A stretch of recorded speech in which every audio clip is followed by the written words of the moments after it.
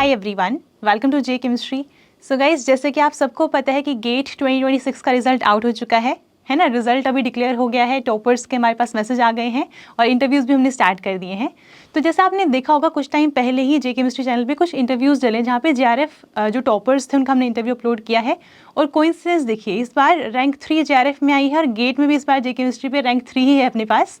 तो आज हमारे साथ विद्यासागर हैं जिनसे हम जानने वाले हैं उनकी लर्निंग्स क्या रही है, उनका एक्सपीरियंस कैसा रहा है, जर्नी कैसी रही है, कौन सी मिस्टेक्स उन्होंने की हैं। ठीक है, तो जितने भी स्टूडेंट्स प्रिपेयर कर रहे हैं आने वाले गेट एग्जाम के लिए, ये वाली वीडियो आपके लिए बहुत हेल्पफुल रहने वाली है।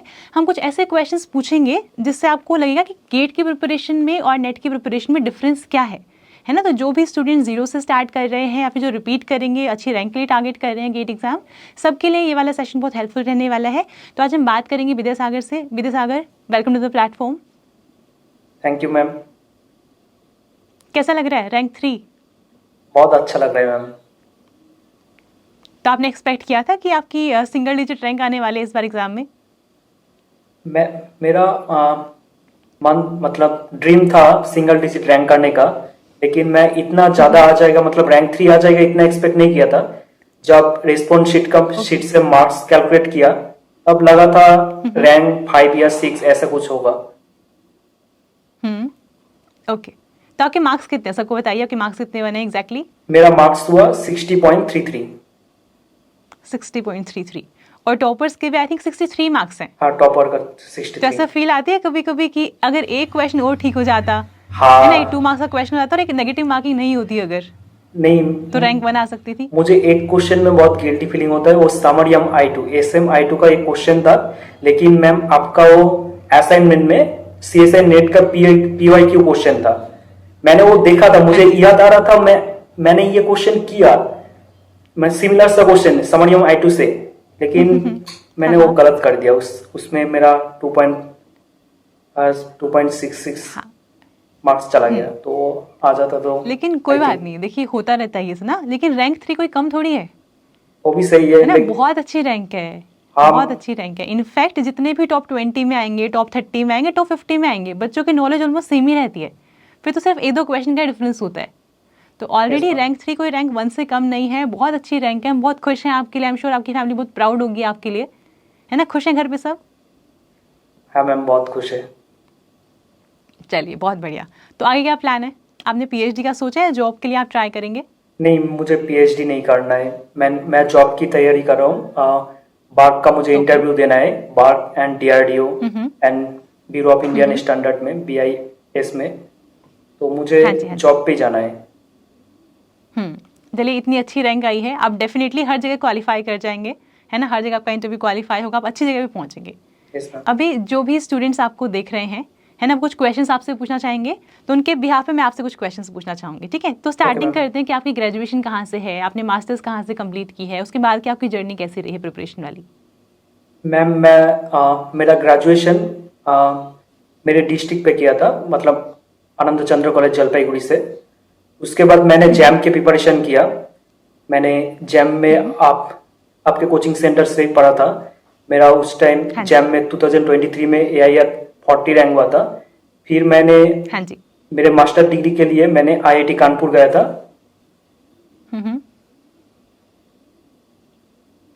और फिर आपका JRF भी आया था with a very good rank. Yes ma'am, एक बार मैंने 40 रैंक किया था, JRF की रैंक, और एक बार 18 किया।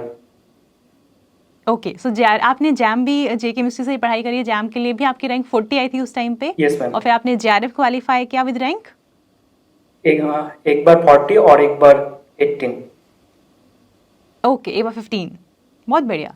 और अभी आप फाइनली गेट में आपकी रैंक 3 आ गई है ना। बहुत बड़ी अचीवमेंट है जे केमिस्ट्री के लिए भी, आपके लिए भी। और जितने स्टूडेंट्स देख रहे हैं जो इस टाइम जे केमिस्ट्री से पढ़ रहे हैं, आई एम वेरी श्योर उनका भी कॉन्फिडेंस बहुत बूस्ट हुआ होगा कि ठीक है, कंटेंट तो सर हमारे पास भी है, नेक्स्ट टाइम हम भी लेकर आएंगे, है ना। और जो ये बिलीफ होना बहुत इम्पोर्टेंट है, मतलब हम भी कर सकते हैं, ये कंटेंट हमारे लिए सफिशिएंट है, इस कंटेंट से भी रैंक कर सकते हैं।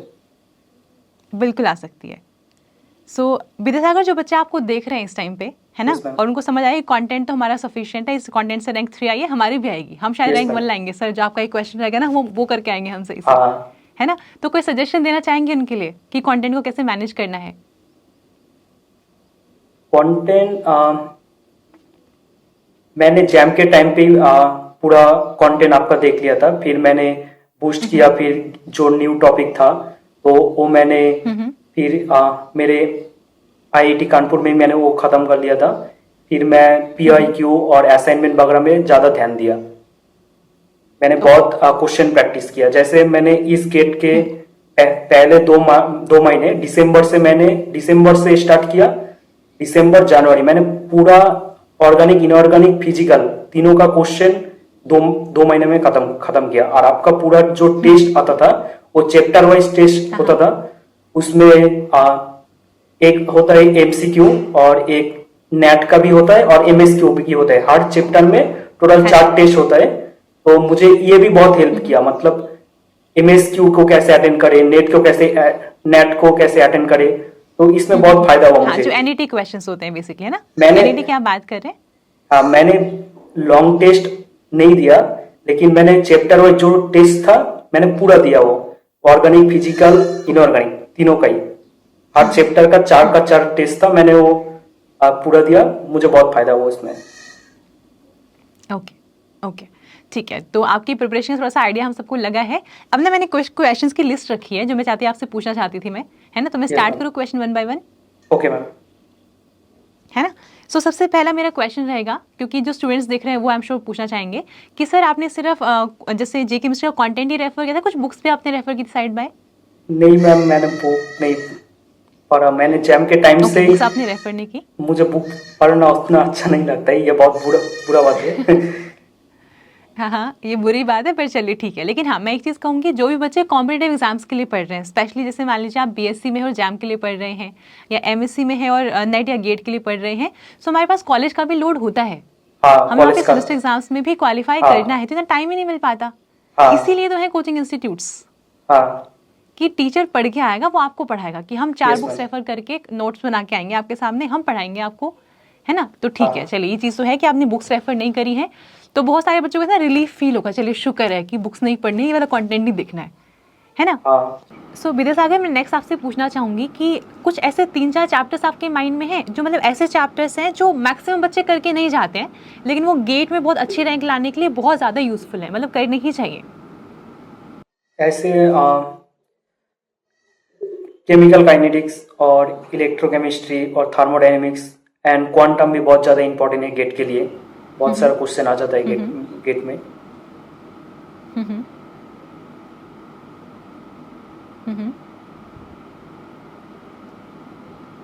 ओके, और इसके अलावा अगर मैं आपसे पूछूं कि इनऑर्गेनिक, ऑर्गेनिक और फिजिकल में से आपका स्ट्रॉन्ग पोर्शन कौन सा है?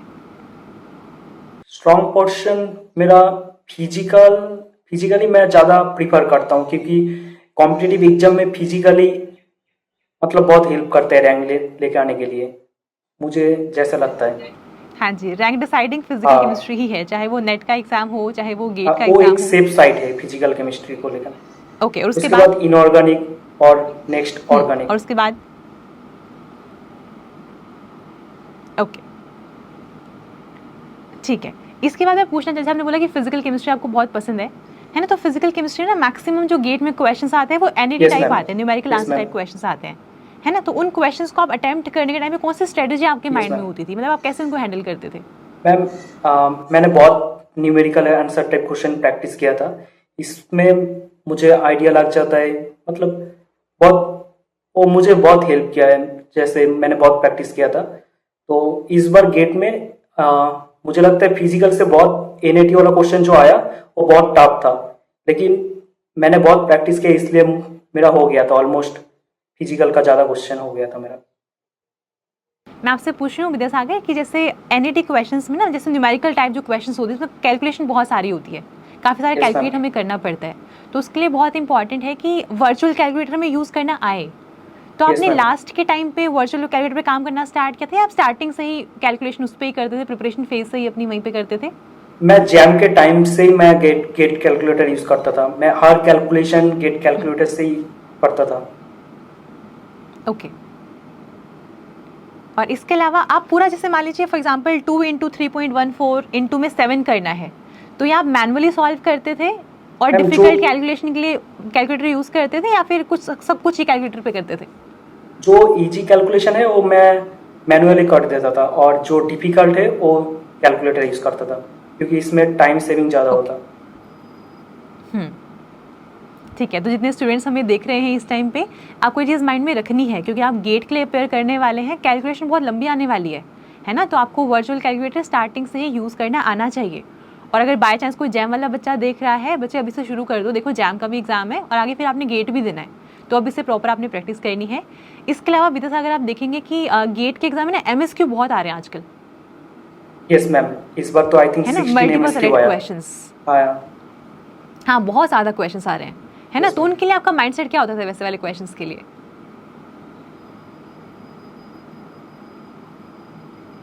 मैम ऐसा कुछ आ, मतलब वैसे कोई स्पेशल तो नहीं था, कॉन्सेप्ट आता है तो लग ही जाएगा, चाहे वो MCQ Yes, हो चाहे ma'am. MSQ, है ना।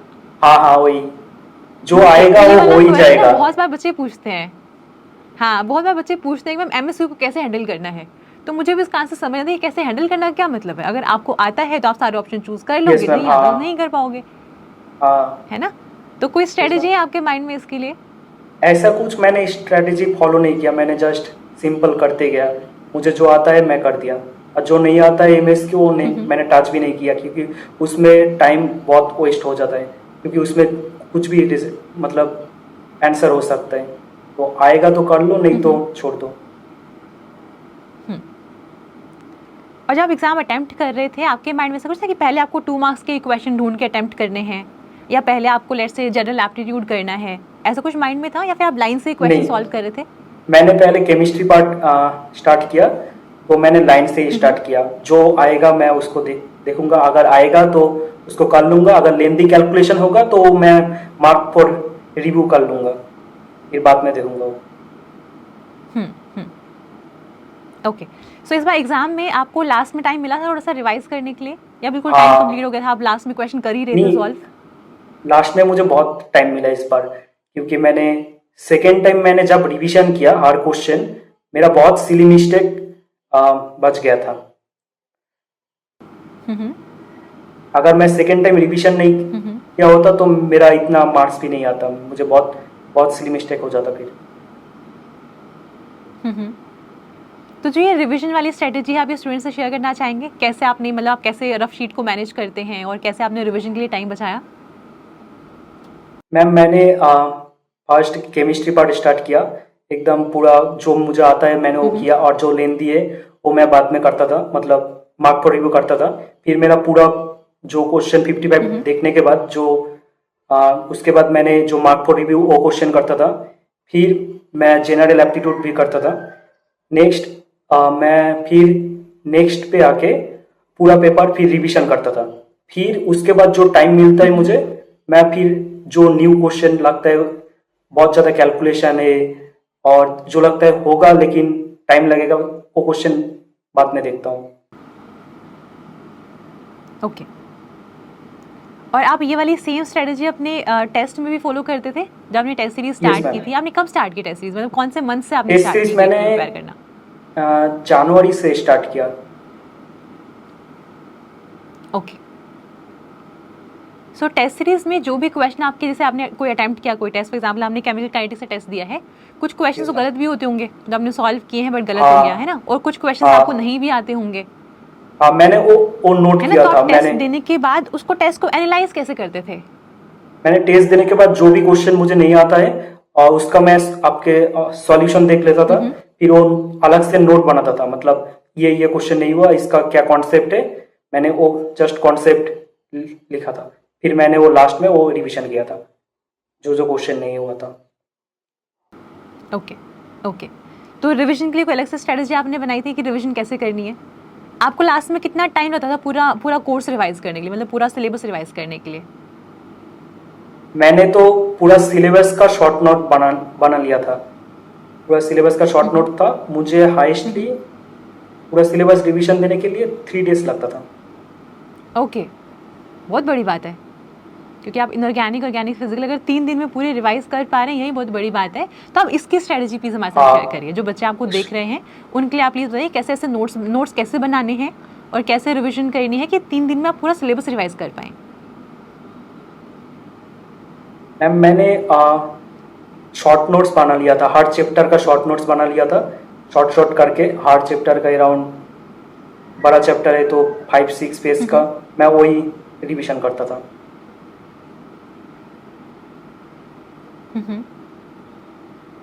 ओके। तो शॉर्ट नोट्स के टाइम में कौन सी चीज़ें माइंड में रहते थे, कैसे कैसे आपने शॉर्ट नोट्स, मतलब क्या होता था माइंड में कि कौन से वाले पॉइंट्स लिखने हैं, आप कैसे डिसाइड करते थे कौन से पॉइंट्स आप नोट करेंगे, कौन से आप लीव कर देंगे? मैम वो जो आपने पढ़ाया था उसमें से मैं शॉर्ट नोट्स करता था, हर टॉपिक को लिख के इसमें क्या क्या शॉर्ट्स में, कितना शॉर्ट में मैं लिख सकता हूँ, इतना शॉर्ट में लिखने से मुझे सेकेंड टाइम बहुत जल्दी रिवीजन होगा। और आपने कुछ चैप्टर का शॉर्ट नोट्स बनाया था तो आइडिया लग गया था ऐसे ऐसे शॉर्ट नोट्स बनाना है, तो मैंने वही पाथवे फॉलो किया। ओके ओके, ठीक है। तो आपने शॉर्ट नोट्स भी बनाए हैं और लास्ट तक आपने इतनी बार रिवाइज किया कि लास्ट में आप सिर्फ 3 दिन में पूरा सिलेबस रिवाइज कर पा रहे थे। तो जितने भी स्टूडेंट्स हमें देख रहे हैं, Yes, ma'am. पहले आपका मेन फोकस होना चाहिए कंटेंट आपने कंप्लीट करना है, और जब रिवाइज कर रहे हैं उस टाइम पे आप शॉर्ट नोट्स के बारे में सोच सकते हैं, है ना। बहुत बच्चे क्या करते हैं कि जब वो पढ़ रहे होते हैं Yes, तो ma'am. साथ साथ सोचते हैं कि शॉर्ट नोट्स बना लेते हैं, क्योंकि उनको वो चैप्टर इतना माइंड में सेटल नहीं होता उस टाइम पे, असाइनमेंट्स उन्होंने किए नहीं होते, उनको पता नहीं था कौन से प्रीवियस से क्वेश्चंस आए हुए हैं। तो मेरी प्लान आपके लिए, मतलब मेरी स्ट्रेटजी आपके लिए यही रहेगी, एडवाइस यही रहेगी कि पहले आप चैप्टर कंप्लीट करें, असाइनमेंट प्रॉपर्ली सॉल्व कर लें। ऐसे करके आपका एक बार सिलेबस कंप्लीट होगा। कंप्लीट होने के बाद जब आप रिवाइज करेंगे ना वापस से चैप्टर को, उस टाइम पे आप शॉर्ट नोट्स बनाएं, और इतना कि 1 से 2 पेज में खत्म करना है चैप्टर को। जो बड़े चैप्टर्स हैं 4 to 5 पेजेस हार्डली आपने तब कंप्लीट करना है, ताकि आपको आइडिया लगे कि मैं चैप्टर ऑलरेडी रिवाइज कर चुका हूँ, असाइनमेंट्स मैंने कर ली हैं। ये वाला टॉपिक बहुत इंपॉर्टेंट है, यहाँ से मेरे क्वेश्चन असाइनमेंट में गलत हो रहे हैं। When I am saying assignment, I mean जो जे केमिस्ट्री के असाइनमेंट है उसमें नेट के और गेट के प्रीवियस क्वेश्चन हैं सारे, है ना। तो आपको आइडिया लगेगा कौन से वाले टॉपिक से क्वेश्चन आ रहा है, कौन से वाला ज़्यादा इंपॉर्टेंट नहीं है। तो विद्यासागर, जब आप टेस्ट देते हैं नेगेटिव मार्किंग भी बहुत होती होगी, सो नेगेटिव मार्किंग को कैसे कंट्रोल किया आपने?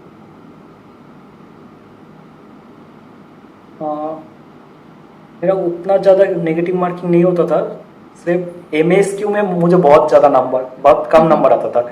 10 MSQ का क्वेश्चन रहता था टेस्ट में, तो कभी कभी मेरा 2 MSQ सही होता था। ओके। तो जो डीमोटिवेशन आती है उसको कैसे डील करते थे आप? नहीं, मुझे इतना डिमोटिवेशन नहीं आता था।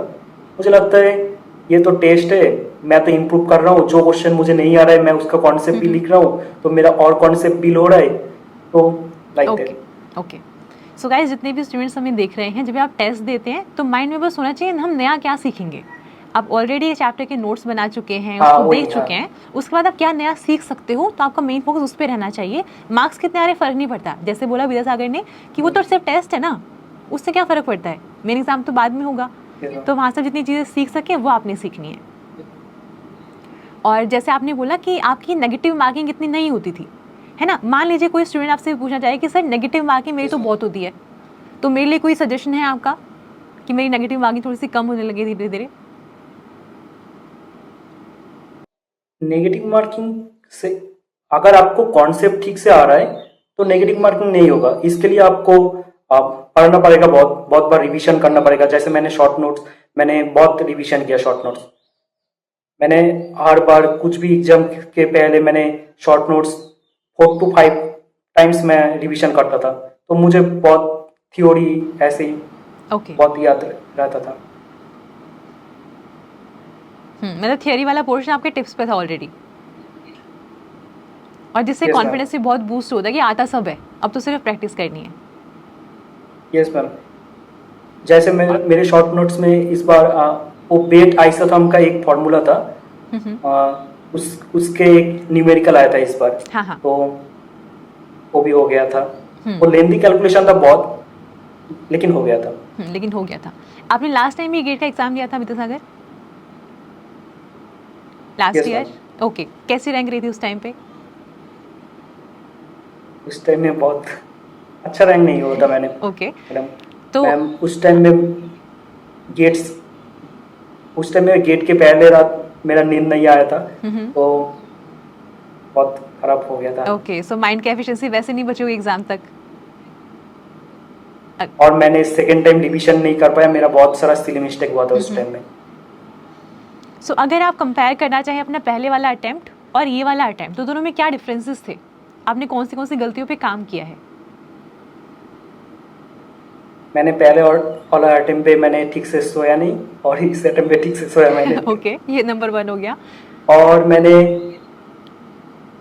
पीआई को बहुत अच्छे से किया इस बार, बहुत मेहनत किया पीआई, मैंने क्वेश्चन प्रैक्टिस में ज़्यादा एफर्ट दिया इस बार। ओके, ठीक है। तो मतलब क्वेश्चन प्रैक्टिस करना ही एक इम्पॉर्टेंट पॉइंट निकल के आ रहा है कि क्वेश्चंस तो प्रैक्टिस करने ही पड़ेंगे। और विद्यासागर, आपने ऑलरेडी जैम Yes, का ma'am. एग्जाम दिया है, नेट का एग्जाम दिया है, गेट का एग्जाम दिया है, आपको तीनों में Yes, से ma'am. सबसे डिफिकल्ट एग्जाम कौन सा लगा? हालांकि जैम तो इजी हो गया इनके कंपैरिजन में, बट नेट और गेट में से ज़्यादा डिफिकल्ट आपको कौन सा लगता है पेपर? गेट का थोड़ा डिफिकल्ट है क्योंकि एमएसक्यू और एनएटी इसको डिफिकल्ट कर देता और है। चॉइस नहीं है।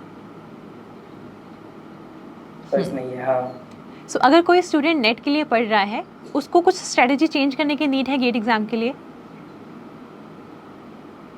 नहीं, दोनों सेम ही है, जस्ट तुमको अच्छे से टेस्ट सीरीज अटेम्प्ट करना है, क्योंकि मेंटालिटी उस एग्जाम के लिए टेस्ट सीरीज अटेम्प्ट करने का एक अलग मेंटालिटी है, इसका अलग है। तो मुझे लगता है क्वेश्चन ज़्यादा प्रैक्टिस करना चाहिए और टेस्ट सीरीज ज़्यादा देना चाहिए। ओके, सो विद्यासागर, सपोज करिए कोई स्टूडेंट आपको देख रहा है और वो कह रहा है कि सर मैंने आपका ये वाला सेशन देखा है और मैं कल से ही पढ़ने बैठ रहा हूँ, तो उसके लिए आप एक रोड मैप बना सकते हैं, कोई रोड मैप जिसको वो फॉलो करके फरवरी तक फॉलो करे और अच्छी रैंक आ जाए उसकी? कॉन्सिस्टेंटली अगर पहले पूरा इनऑर्गेनिक, फिजिकल, ऑर्गेनिक तीनों में जितना भी सिलेबस है पहले सिलेबस कंप्लीट करें, फिर जो पीआईक्यू है वो कंप्लीट करें, फिर टेस्ट सीरीज वगैरह देने के बाद मतलब रैंक एक्सपेक्ट कर सकते हैं। और बहुत बार मतलब रिवीजन करना पड़ेगा पीआईक्यू को। जो नहीं हो रहा है वो स्टार मार्क करके फिर नेक्स्ट बार उसको देखना पड़ेगा। ठीक है, तो ऐसे करके धीरे धीरे करके हो जाएगा, बिल्कुल हो जाएगा। जितने भी स्टूडेंट्स हमें देख रहे हैं, बस आपको ये वाले पॉइंट्स ना पहले इन्हीं के नोट्स बनाने हैं कि हमें इन चीज़ों पे ध्यान देना है। पहले तो मैक्सिमम सिलेबस कवर करना ही करना है। विद्यासागर, आप बताइए आप कौन से चैप्टर्स कवर करके नहीं गए थे? मैंने पूरा कंप्लीट कर लिया। अच्छा, पूरा 100% पढ़ के गए थे भाई? मैंने मेन ब्लॉक भी पढ़ा था। मैंने मेन ब्लॉक भी पढ़ के गया था। बहुत बड़ी बात हो गई अभी। नहीं, इतना ज्यादा नहीं पढ़ा। आपने जितना नोट दिया था ग्रुप 13, 14, 16 वो पूरा करके गया। ठीक है, वैसे हमने भी मेन ब्लॉक सेलेक्टेड ही पढ़ाया है। हम भी चाहते हैं कितना लोड स्टूडेंट के ऊपर ना जाए, बट हाँ, तो यहाँ से हमें क्या समझ में आया कि अगर गेट में रैंक लानी है तो सारे चैप्टर्स कवर करने पड़ेंगे। फिर आप ये नहीं सोच सकते। इस बार तो मेन ब्लॉक से भी बहुत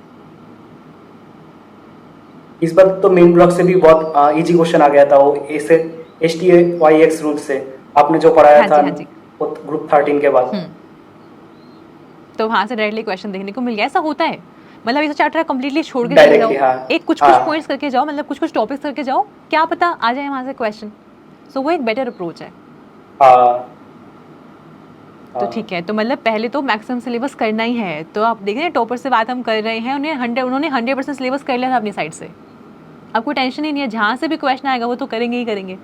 तो ऐसे कंपटीशन बिल्ड हो रहा है, ऐसे है कंपटीशन कि अगर आप सोच रहे हैं कि मैं 10 चैप्टर छोड़ के जाऊंगा और मुझे टॉप 10, टॉप 20 रैंक चाहिए, तो फिर नहीं आ पाएगी, क्योंकि आपके कंपटीशन में ऐसे बच्चे बैठे हुए हैं जो ऑलरेडी बहुत सारा मैक्सिमम 100% सिलेबस करके बैठे हैं। सो एक और चीज़, मेरा क्वेश्चन आपसे रहेगा कि क्या JRF के लिए नीड है 100% सिलेबस करने की? JRF के लिए आप कुछ सिलेक्टिव चैप्टर जो ज़्यादा मार्क्स आता है ऐसा कर सकते हो, लेकिन गेट के लिए पूरा करना ही होगा। ओके, तो पहली बात तो सिलेबस ज़्यादा कवर करना है।